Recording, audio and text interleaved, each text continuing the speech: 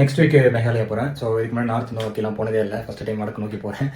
எங்கள் 4 ஸ்டேட்டில் தான் சுற்றிருக்கேன். ஸோ இது வந்து ஒரு குரூப் ரைடு. அருணனும் நான் யூடியூபர் அருணோட பிக் ஒன் அதை அவர் ஆர்கனைஸ் பண்ணுற ட்ரிப் தான் இது. So as a biker we have to be very responsible அந்த ரோடு. ஸோ கண்டிப்பாக எல்லா கியர்ஸுமே இருக்கணும். ஸோ அருண் செக்லிஸ்ட் கொடுத்துருக்காரு, வாங்க அதுக்கு எப்படி ப்ரிப்பேர் ஆகிருக்குன்னு பார்க்கலாம்.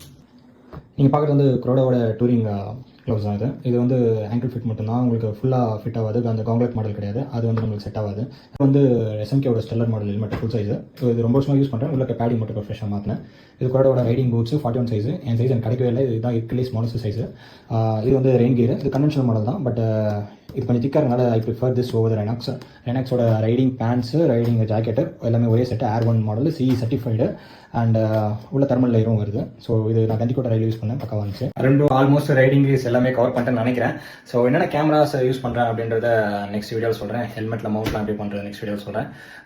நாளைக்கு ரோட் ஸ்கோர் கிளம்புறாங்க. ஸோ நாளைக்கு அவங்களை சென்ட் ஆஃப் பண்ணுறேன்.